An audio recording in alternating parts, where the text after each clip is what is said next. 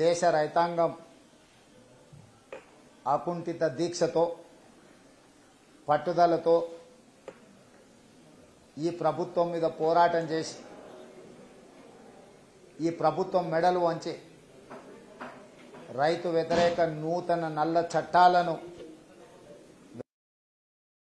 పోరాట పటిమను ప్రదర్శించారు. దేశ సరిహద్దుల్లో చైనా పాకిస్తాన్ ఎంత సమర్థవంతంగా సైన్యంతో మనోధైర్యంతో పోరాటం చేస్తాయో ఈరోజు భారత రైతాంగం కూడా నరేంద్ర మోడీ ప్రభుత్వం మీద అదే విధమైన పోరాట స్ఫూర్తిని ప్రదర్శించి నల్ల చట్టాలను వెనక్కి తీసుకునే విధంగా ఒత్తిడి తీసుకొచ్చింది. వాస్తవంగా అదానీ అంబానీ అమెజాన్ కంపెనీలకు అమ్ముడు పోయి నరేంద్ర మోడీ దేశాన్ని తాకట్టు పెట్టింది. ఆనాడు బ్రిటిషర్స్ వ్యాపారం ముసుగులో ఈస్ట్ ఇండియా కంపెనీ దేశంలోకి ప్రవేశించి ఈ దేశాన్ని ఆక్రమించుకున్నది. ఈ రోజు కూడా ఈ దేశంలో గుజరాత్ నుంచి బయలుదేరిన నలుగురు దుష్ట చతుష్టయం, మేమిద్దరం మాకిద్దరు, రాజకీయాలలో నరేంద్ర మోడీ అమిత్ షా, వ్యాపారాలలో అదానీ అంబానీ, ఈ నలుగురు గుజరాత్ నుంచి బయలుదేరి దేశాన్ని ఆక్రమించుకోవాలనే ప్రయత్నం చేసిండ్రు. అందులో భాగంగానే రోడ్లు, రైల్వేస్, పోర్ట్లు, ఎయిర్పోర్ట్లు వీటన్నిటిని కూడా ప్రైవేటైజ్ చేసి ప్రభుత్వం చేతుల్లో ప్రజల చేతుల్లో లేకుంటే వ్యవస్థలన్నిటిని కూడా ఆ వ్యక్తులకు కట్టబెట్టి ఈ దేశాన్ని అప్పచెప్పే ప్రయత్నం చేశారు. ఈ దేశంలో 70% జనాభా ఆధారపడ్డ అత్యంత కీలకమైన అంశం వ్యవసాయం.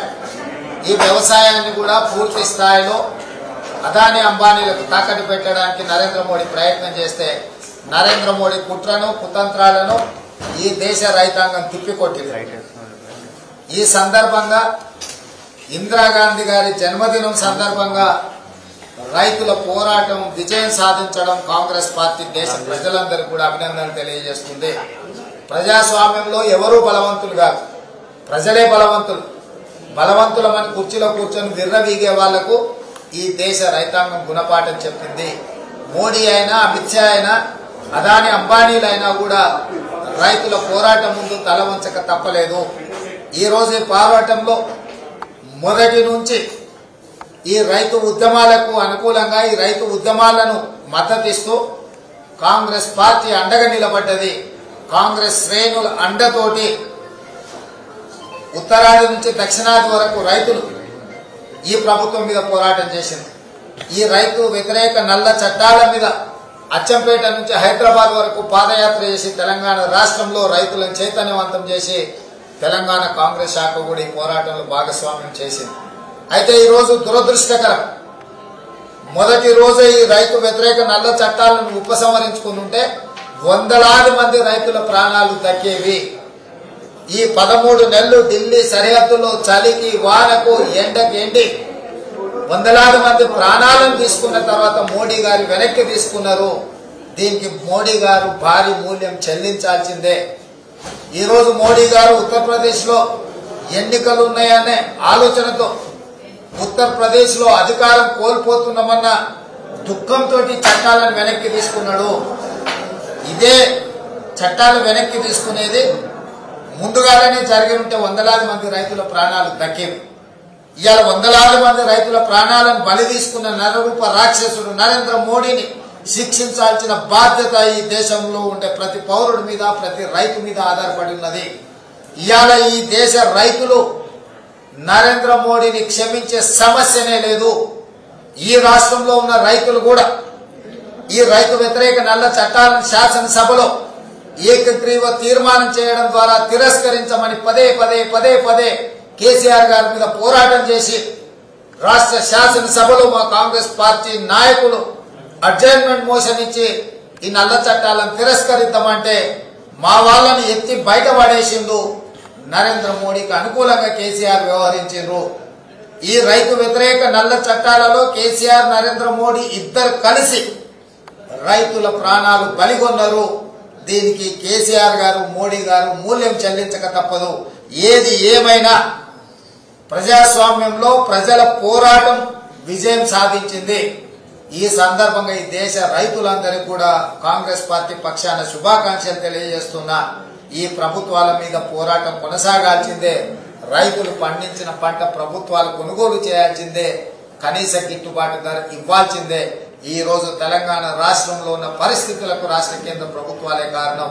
ఇవాళ వ్యవసాయం సంక్షోభాన్ని ఎదుర్కొంటున్నదంటే కూడా నరేంద్ర మోడీ కేసీఆర్ గారే కారణం. వాళ్ళ మెడలు వంచి రైతులకు గిట్టుబాటు ధర అందించే విధంగా, రైతు పండించిన పంట చివరి గింజ వరకు కొనే విధంగా కాంగ్రెస్ పార్టీ పోరాటాన్ని ముందుకు తీసుకెళ్తుంది. రాష్ట్ర ప్రభుత్వం పోరాటం చేయడం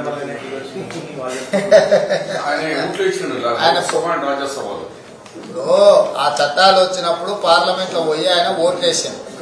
13 నెలలు బయటికి కూడా వెళ్ళలే. నిన్న ఇందిరా పార్క్ దగ్గర ఆయన చట్టాలకు వ్యతిరేకంగా ఏం చేస్తాడు?